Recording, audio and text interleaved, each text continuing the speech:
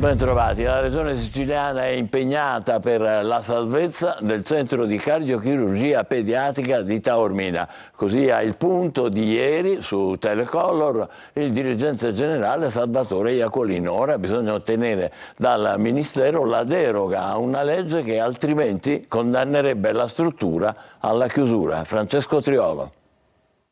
La decisione, è chiara a tutti, passa dai tavoli del Ministero della Salute a Roma, ma per chi segue da tempo le vicende della cardiochirurgia pediatrica di Taormina è altrettanto chiaro che proprio al Ministero si attendono una presa di posizione forte dalla Regione Sicilia.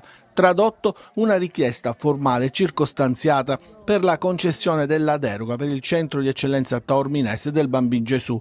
Anche per questo ieri mattina i 70 cuori spezzati in spiaggia Giardini Naxos avevano il nome di ciascuno dei deputati regionali e del presidente della regione Schifani, che a dire del dirigente generale Salvatore Iacolino ieri sera al Punto con Luca Ciliberti si sta muovendo per ottenere la deroga. La volontà del presidente della regione Schifani è quella di salvaguardare Taormina nella sua attività attuale, anche attraverso un provvedimento forte che richiederemo per avere una deroga su Taormina. Il Presidente della Regione su questo tema è particolarmente sensibile. L'esempio è quello del Veneto, che in una situazione similare a quella siciliana mantiene 2 centri di eccellenza. Lavoreremo anche su questa, esempio di sanità virtuosa e stimolata in tal senso che registriamo in Veneto, perché si possa confermare ciò che è stato realizzato in Veneto anche in Sicilia. Le posso assicurare che c'è grande attenzione. Ma al di là delle parole e delle intenzioni adesso occorre passare ai fatti, ed a chiederlo sono i genitori dei piccoli pazienti, a chiederlo sono i 21 bambini attualmente ricoverati a Taormina. Oggi è la giornata mondiale sulla sicurezza del lavoro. Alla TG Sicilia l'impietosa riflessione di Giordano Bruno, magistrato di Cassazione e già direttore dell'Ispettorato Nazionale del Lavoro. In Sicilia, dice, aumentano più che altrove gli omicidi plurimi sul lavoro e mancano i controlli di ispettori e aziende sanitarie. Ascoltiamolo. Si aggrava la strage permanente sul lavoro. Sono in aumento soprattutto gli omicidi e gli infortuni plurimi che si verificano per colpa di organizzazione di un'impresa, non per la disattenzione del singolo lavoratore. In Sicilia questo dato è ancora più grave perché riguarda soprattutto le medie e piccole imprese, dove c'è una minore sindacalizzazione e dove ci sono minori controlli da parte degli ispettori regionali del lavoro e degli ispettori delle ASL. Occorre ricordare che non abbiamo bisogno di nuove norme, di nuova burocrazia, di nuove carte, abbiamo bisogno di applicare le norme che già abbiamo e che sono delle norme ottime a livello europeo, ma senza la possibilità di farle rispettare rimangono semplicemente lettera morta sulla Gazzetta Ufficiale. In un docufilm le storie di chi vive nel quadrilatero della morte nel Siracusano, tra omertà, malattie e voglia di denunciare l'inquinamento del petrolchimico che da 70 anni colpisce la zona sud-orientale della Sicilia. Francesco Aloi. Durante la malattia di mio padre non volevamo avvicinarci, neanche passare davanti alla zona industriale. Toxisili è un docufilm, una storia che si vede e soprattutto si sente. La raccontano François Xavier de Torre e Alfonso Pinto, 2 registi che hanno deciso di dare voce agli abitanti del quadrilatero della morte, Priolo, Melilli, Augusta, Siracusa. Mostrare alle persone il nostro sguardo sul loro territorio ci mette molta emozione. 1 ora e un quarto ricca di testimonianze. C'è anche Don Prisutto che da sempre si batte contro l'inquinamento. Vogliamo ricordare le vittime del cancro. Nel caso Augusta, Priolo, Melilli, Siracusa sostanzialmente c'è questo strano silenzio. Forse perché ci sono interessi molto grossi. In quest'area del Siracusano quasi ogni persona conosce qualcuno con un tumore, ma nonostante tutto c'è chi ripete: meglio morire di cancro che di fame. Siamo in Sicilia, c'è la mafia, c'è la politica, gli affari, perfino la magistratura, tutti ci mangiano, tutti. A 2 passi dalle ciminiere ci sono le saline con i fenicotteri rosa, uccello che è stato inserito anche nella locandina, che però ha fatto storcere il naso al direttore. Il fenicottero, anche in questo caso, è stato trasformato in un elemento di morte. La meraviglia della natura accostata al progresso, a volte pagando un prezzo abbastanza alto. Scende da campagna elettorale in vista delle europee. La lista di Michele Santoro cerca sottoscrizioni in Sicilia per presentare il simbolo alle europee, appunto. Cuffaro, ma anche De Luca raccolgono l'appello, ma il giornalista fa l'indiano, mentre l'europarlamentare Pedicini li respinge apertamente. Luca Siliberti. C'è in atto una volgare aggressione alla classe dirigente migliore che abbia la Democrazia Cristiana in Sicilia. Una volgare aggressione. Questa è la civiltà, vede? Noi non abbiamo chiesto a Cuffaro nessuna firma. È inutile che me lo fai ripetere per 40 volte. La mente torna indietro, la storia riavvolge il nastro. Le immagini e le parole senza filtro che solo la TV sa riportare in modo così netto sono quelle di una diretta a reti unificate tra Rai 3 e Canale 5 a poche settimane dal barbaro omicidio di Libero Grassi. Maurizio Costanzo al Parioli, Michele Santoro al Teatro Massimo di Palermo. Era il 1991 e a raccogliere lo sfogo del giovane democristiano Totò Cuffaro contro il giudice che conduceva l'inchiesta su Calogero Mannino fu proprio il conduttore di Samarcanda e ad ascoltarlo c'era anche Giovanni Falcone. Ma addebitate alle vostre coscienze, le vostre coscienze devono rispondere del danno che avete fatto alla Sicilia. Oggi le strade del giornalista e del leader DC si incrociano. Cuffaro infatti ha raccolto l'invito di Santoro, a cui mancano poche centinaia di firme, proprio nel collegio Sicilia-Sardegna per presentare il suo simbolo pace, terra e dignità alle prossime elezioni europee. Noi non abbiamo chiesto a Cuffaro nessuna firma. È inutile che me lo fai ripetere per 40 volte. Cioè, noi non abbiamo chiesto non solo a Cuffaro, ma a nessuna organizzazione, tranne quelle che partecipano alla nostra lista, di raccogliere firme per noi. Né l'hanno fatto, nessuno l'ha fatto.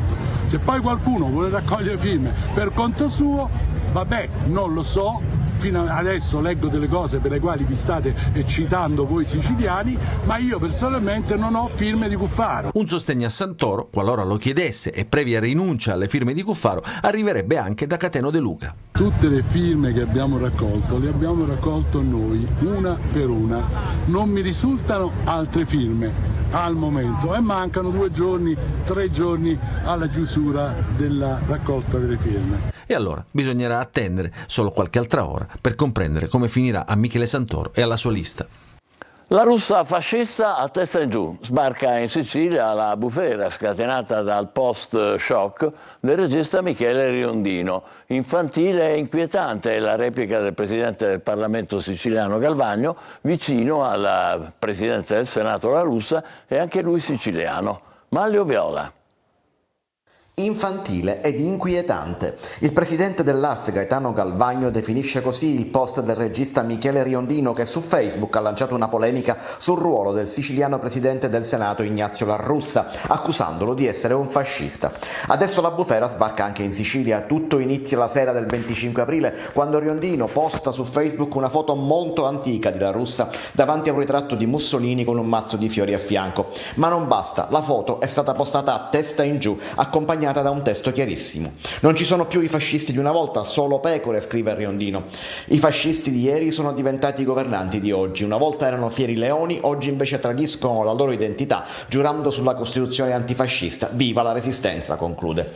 Dopo la bufera social, il regista riposta la foto raddrizzandola, ma rincara la dose. Vediamo un po' se la sua posizione originale provoca lo stesso scandalo, aggiunge. Parole che sono un misto di violenza e di ignoranza, gli risponde il presidente del Parlamento siciliano. Questa è la sinistra che vorrebbe fare la morale agli altri. Il post del regista militante, forse bisognoso di visibilità, aggiunge, è allo stesso tempo infantile e inquietante. Mi auguro che adesso tutti quelli che da sinistra vedono squadristi ovunque tranne che tra i propri amici, conclude il presidente Galvagno, condanneranno questi seminatori d'odio e questi metodi da bulletto di paese. Ombrelli colorati, musica, intrattenimento, arte. Ad Agrigento nasce Urban Fest, che animerà il centro storico con l'approssimarsi di Agrigento, capitale italiana della cultura. Davide Sardo. Agrigento, la sana movida nel centro storico, l'accoglienza dei turisti e l'approssimarsi dell'evento Agrigento Capitale Italiana della Cultura 2025. I titolari di 4 locali in via Atenea, la strada principale del centro storico e considerata il salotto buono della città, hanno organizzato autonomamente, senza contributi pubblici, il Festival Urbano di Primavera, che da venerdì prossimo 3 maggio fino al 21 giugno animerà la via Atenea con musica e intrattenimenti vari. La zona interessata è stata già ricoperta di ombrelli che si trovano sospesi tra luci e colori che fluttuano sulle teste dei passanti e creano un gioco di ombre sulla strada, creando così un'opera d'arte urbana. Gli ombrelli ci servivano come punte di colore che in qualche maniera richiamassero l'idea di una primavera che è vista anche metaforicamente come un momento di rinascita della città, che comunque avverrà, speriamo, con Agrigento Capitale della Cultura 2025. In questo senso abbiamo trovato, di questo siamo veramente molto fieri, abbiamo trovato la capacità di unirci noi e i commercianti vicini. Attraverso dei musicisti, degli artisti da strada, dei trampolieri, cercando di arricchire un po' il cuore della città. Motivo per cui, essendo primavera, abbiamo pensato anche di mettere dentro dei colori, no? Attraverso questa iniziativa degli ombrelli, che è una roba, degli ombrelli volanti, che è una roba vista e stravista, che però funziona. Il comune, che sicuramente non ha grandi fondi, grandi risorse, ti aiuta in tutto e per tutto, ti agevola nella burocrazia, nel suolo pubblico, in tutto quello che ti può aiutare, però sicuramente non può sponsorizzare e finanziare una manifestazione per intero. Catania, ancora violenza alla Villa Bellini. I carabinieri sono intervenuti per bloccare una lite tra 2 uomini, denunciando un 21enne di Paternò. I militari, che a piedi e a cavallo pattugliano il parco, hanno ricevuto una richiesta di aiuto di una donna che aveva segnalato un acceso diverbio tra il proprio compagno e uno sconosciuto. Il giovane aveva con sé un coltello a serramanico e della marijuana. Intanto sono stati effettuati durante la notte nei luoghi della movida catanese i controlli delle forze di polizia. Memoria oltraggiata. Ai piedi della Torre del Vescovo a Catania, una torre costruita nel 300, spazzatura di ogni tipo, persino una vasca da bagno abbandonata. A Catania l'inciviltà a volte batte anche la storia. Tonino De Mena. Nel 1302 era stata costruita per proteggersi dagli attacchi del nemico. A distanza di oltre 700 anni, chi l'ha realizzata non avrebbe mai pensato di doversi difendere dai raid degli incivili, un popolo particolarmente temibile a Catania e non solo. Altro che vandali e barbari, da queste parti le incursioni sono continue e prendono di mira monumenti che per la verità sono già nell'oblio. Ma al peggio non c'è mai fine, così accanto alla fortezza medievale sono ben visibili gli immancabili multicolor sacchetti della spazzatura e spicca anche il bianco di una vasca da bagno. Chi ha avuto la felice idea di buttarla proprio davanti alla Torre del Vescovo? Non lo sappiamo e forse non lo sapremo mai, ma ciò che indigna è un altro aspetto. La vasca in questione è lì da una settimana. L'avevamo notata noi durante un servizio in via Plebiscito e volevamo vedere se qualcuno, oltre a noi, l'avesse mai vista e rimossa. Purtroppo è andata per come sospettavamo. Nessuno l'ha vista. Scene di ordinario degrado anche nella piazzetta adiacente, dove oltre ai rifiuti, alle bottiglie di vetro e all'erba secca appaiono altri arredi con 2 belle sedie in bella mostra. Non le manda a dire il presidente di Abetenea, Cannizzo. Non comprendo perché si continui ancora ad assumere da parte dei cittadini questo atteggiamento. È una segnalazione fatta alcuni giorni fa, ma possibile che nessuno veda questo scempio? Deve esserci innanzitutto la collaborazione di tutti i cittadini, perché chi fa una cosa del genere deve essere denunciato sicuramente anche dai vicini, fra le altre cose, ma deve esserci anche un controllo più attento, più pressante, più continuo, perché e affinché questa città possa venire fuori da questo cul-de-sac che ci tiene ai margini civili. In una città con molti quartieri al buio o scarsamente illuminati non passano inosservati i fari accesi in pieno giorno a Torre del Vescovo. Magra consolazione o tipico paradosso catanese? Fiorello a Buongiorno Sicilia su questa rete domattina, appena conclusa la puntata del lunedì di Viva Rai 2, il popolarissimo showman siciliano sarà ospite del nostro programma mattutino con la sua ironia, le sue prese in giro, la sua simpatia. Appuntamento a Buongiorno Sicilia domattina su Antenna con Fiorello. Catania sull'altalena, dalla grande paura al sogno della Serie B. Parliamo di calcio, sentiamo l'umore dei tifosi rossazzurri intercettati da Tonino De Mana. Il gol di Cianci libera il Catania dalle paure, così il popolo rossazzurro passa dall'incubo al sogno, dalla depressione all'esaltazione, dal rischio play-out ai play-off, con la possibilità di dare la caccia alla Serie B. È quello che ci aspettavamo da un anno a questa parte, finalmente è arrivato, speriamo adesso di poter andare avanti. Ora non fare il play-off, se che c'è l'inizio, potessimo fare qualche sogno. L'anno prossimo sarà sicuramente Serie B e poi Serie A, in modo che ci sarà anche il big match con la squadra del mio cuore che è gemellata col Catania. Sarebbe? È il Napoli. E se non va in Serie B? Non stiamo nacci, un altro anno, è finito. È stata una bellissima partita, spero che il Catania vada in Serie B. Abbiamo due treni là, il treno playoff è stato agganciato per il Catania. Va bene, ma ci voleva finalmente ieri 1-0. Mi fa piacere che il Catania ha superato questa fase, speriamo ardentemente perché la città merita molto di più. Ti sei messo questa tuta apposta? Apposta no, però quando siamo qui sembra Forza Catania, quindi. Si riparte l'11 maggio con la fase nazionale e si riaccende l'entusiasmo. L'ho sempre detto, è un campionato pazzo e il Catania salirà in Serie B, ve lo garantisco io.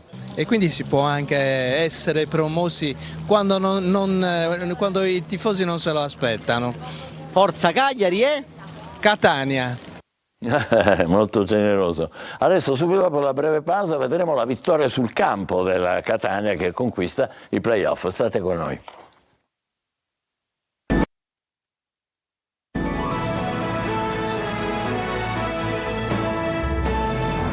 Riprendiamo con il calcio giocato, un gol di Cianci contro il Benevento vale i play-off per il Catania. La seconda parte della stagione avrà inizio per i rossazzurri sabato 11 maggio. Marco Carli. La serata, cominciata con l'ansia di non riuscire, finisce invece con la vittoria della speranza. Nella partita più importante del campionato il Catania scaccia l'incubo play-out e conquista quei play-off che sembravano cosa quasi fatta dopo la Coppa Italia e che una serie di gare giocate male hanno rimesso in bilico fino agli ultimi 90 minuti. Col Benevento però, come in molte partite da dentro fuori, il Catania ha messo in campo la prova che serviva. La squadra oggi ha fatto qualcosa di eccezionale.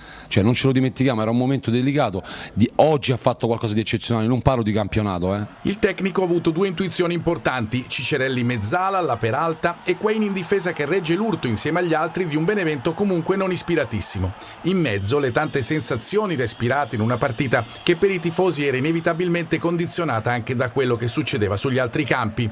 E in mezzo soprattutto il gol di Cianci, quello della vittoria che spalanca definitivamente le porte dei play-off. Veniamo da un momento dove non è facile, poi sappiamo tutti Catania è una piazza importante, c'è tanta pressione, quindi non era facile, non è facile, però alla fine per fortuna vincendo la Coppa e salvandoci all'ultima giornata abbiamo portato a termine l'obiettivo. Il destino si veste di rosso-azzurro nel finale con la traversa di Ciano proprio nel momento del gol del Monterosi col Foggia, che in caso di pareggio al Massimino avrebbe mandato il Catania ai play-out. Giusto così, per quel che si è visto nell'ultima gara gli etnei meritavano il successo. Adesso serve confermare atteggiamento e magari risultati a partire dall'11 maggio, gara d'andata da disputare in trasferta del primo turno della fase nazionale dei play-off. Sconfitta per il Messina, superato 2-1 al Veneziani dal Monopoli. Il gol dei giallorossi è stato realizzato da Luciani. Sergio Colosi. Le motivazioni hanno prevalso, ma il Messina ha onorato l'impegno. La sentenza del Veneziani premia 2-1 il Monopoli, costretto però ai play-out contro la Virtus Francavilla. La squadra di Modica, già salva e imbottita da 6 riserve, ha disputato una ripresa discreta dopo aver subito parecchio nel primo tempo. In avvio di gara il Monopoli costringe il Messina all'angolo. Fornasier di testa inaugura il tiro al bersaglio con Piana preferito a Fumagalli, protagonista fino al vantaggio dei padroni di casa, con l'autorete di Salvo impreciso e sfortunato sulla respinta di Piana su conclusione di Borello. L'inizio della seconda frazione è da incubo come la prima. Dopo 2 minuti assist del talentuoso Borello per Tommasini, il cui piede è caldo dalle parti di Piana, battuto per la seconda volta. Dai cambi il Messina trova una risorsa in attesa in Cavallo, sempre deludente nelle sue tante apparizioni nel girone d'andata. L'esterno prima confeziona il pallone dell'1-2 per il colpo di testa vincente di Luciani e poi manda in porta Ragusa, fermato da Dalmasso. A fine gara Modica e i calciatori salutano 200 tifosi giunti a Monopoli per tributare loro un grande applauso per la stagione positiva, che non coinvolge il presidente Pietro Sciotto, sempre più uomo solo al comando di una società, pronta all'ennesima smobilitazione, con i primi addii del direttore generale Costa e del team manager Cammarata. Noi ci fermiamo qui, torneremo alle 20, grazie e ancora buona domenica.